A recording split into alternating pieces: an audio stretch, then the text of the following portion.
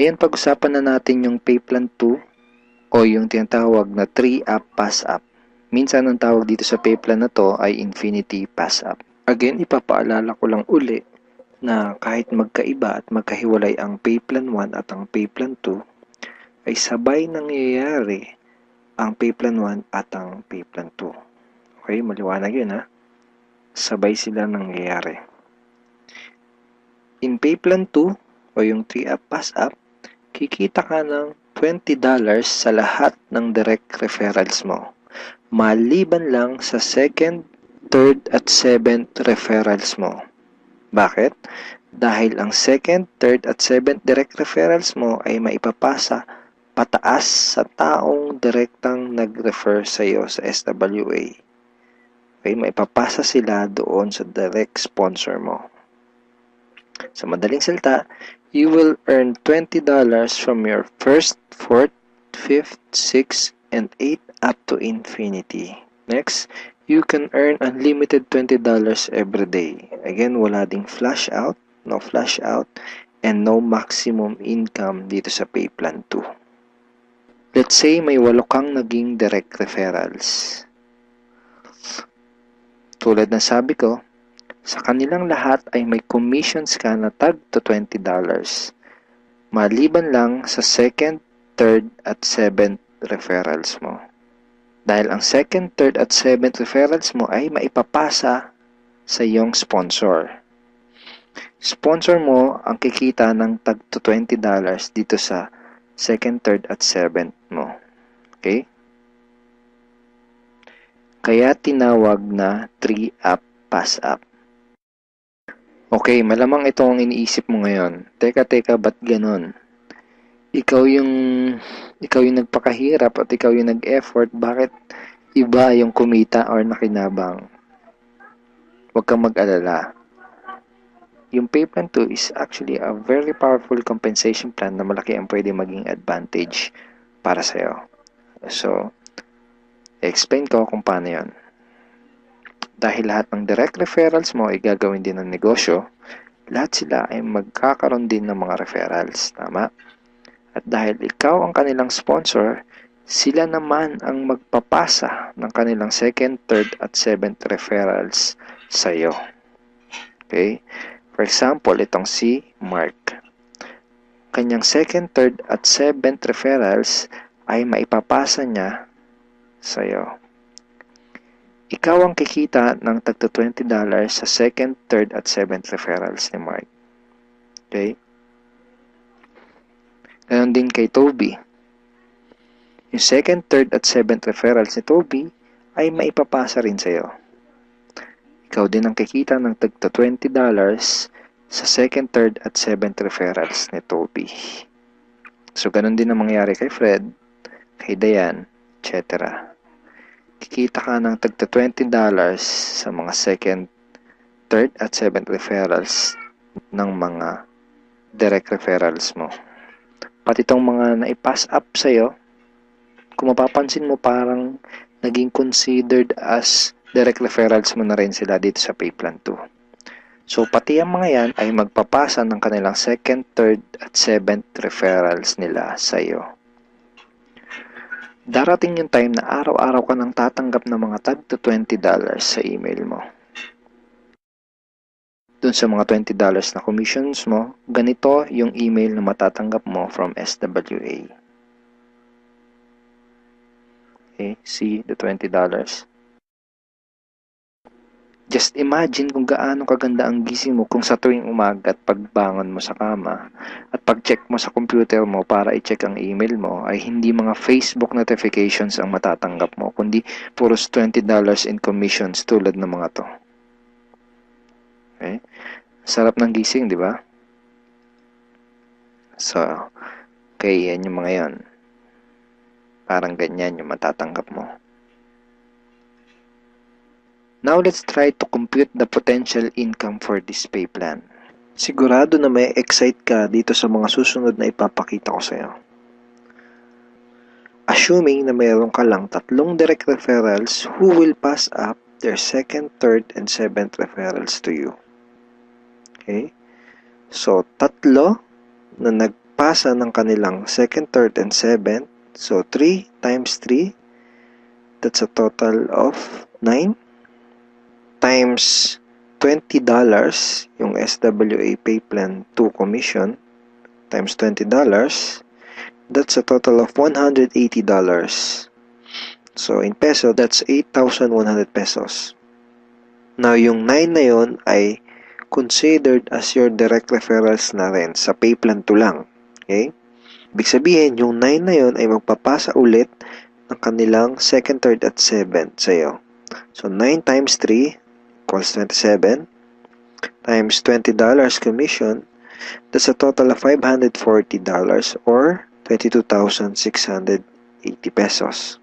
Then, yung 27 na naipass up lang sa'yo ay again considered na rin as your direct referral sa Pay Plan 2, ay again magpapasa ng kanilang 2nd, 3rd, and 7th sa'yo. So, times 3 again equals 81 times $20, that's a total of $1,620.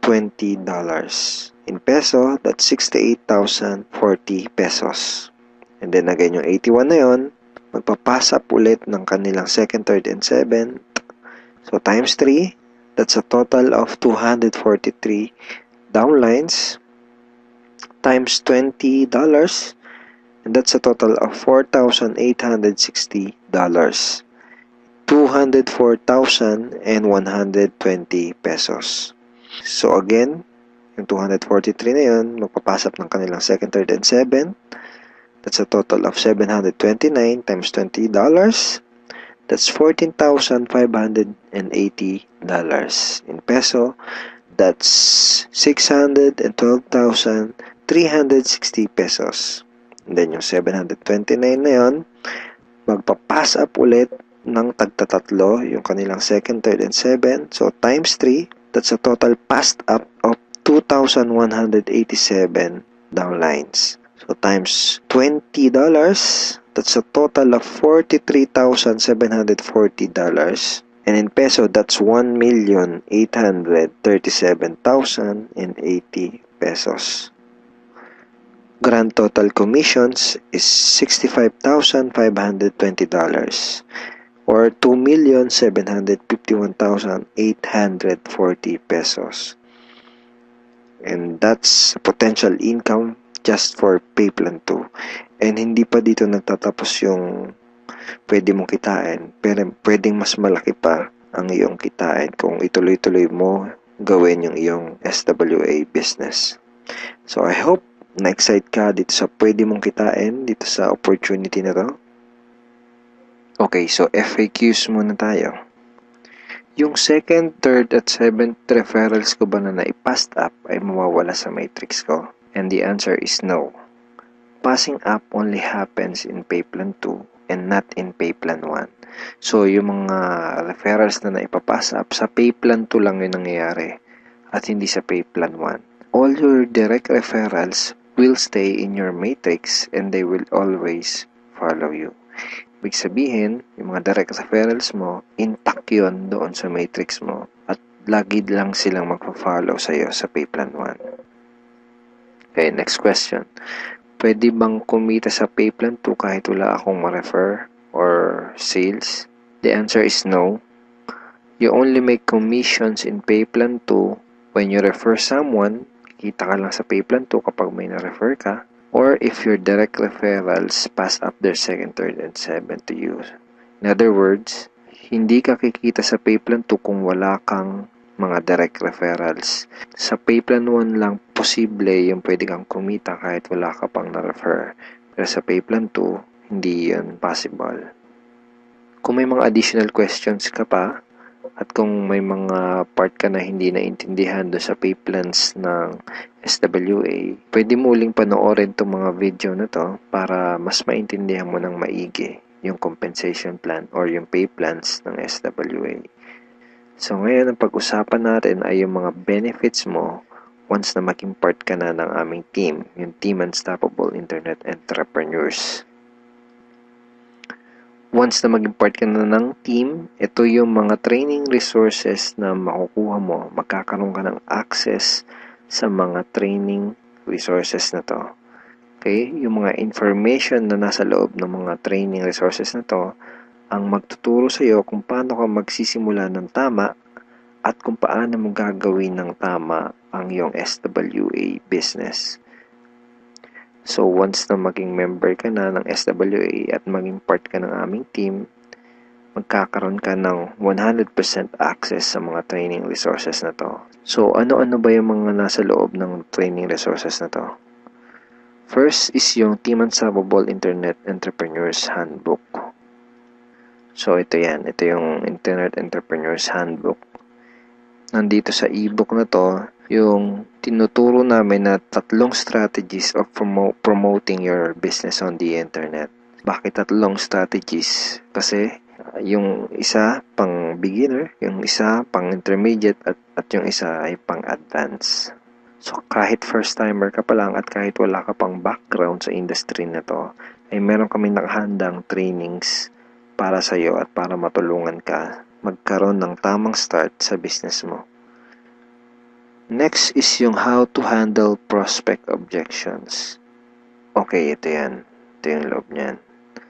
Basically, sa business na to, yung mga magiging prospects mo ay magkakaroon ng mga questions once na makita nila yung opportunity. And it's very important na alam mo kung paano sasagutin ng tama yung mga tanong nila.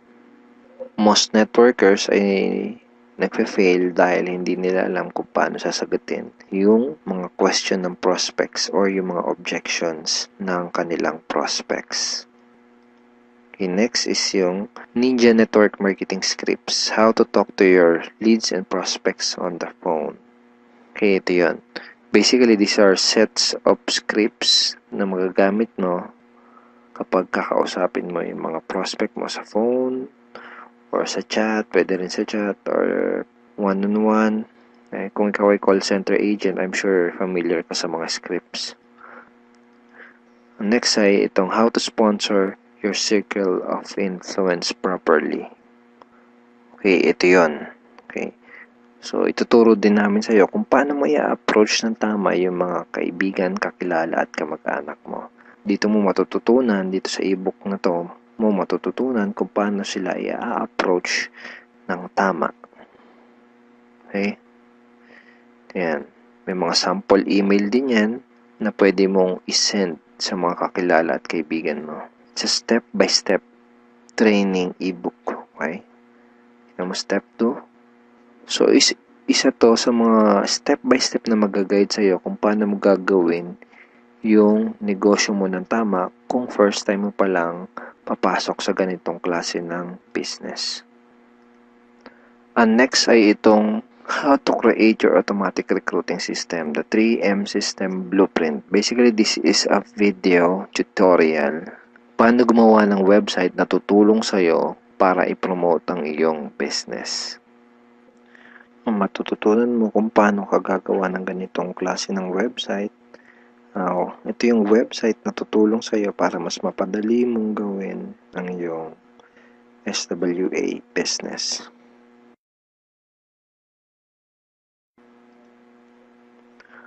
Okay, thank you for watching these videos, and we are looking forward in guiding you and helping you achieve good results and achieve your goals in this online business opportunity. Have a great day and God bless.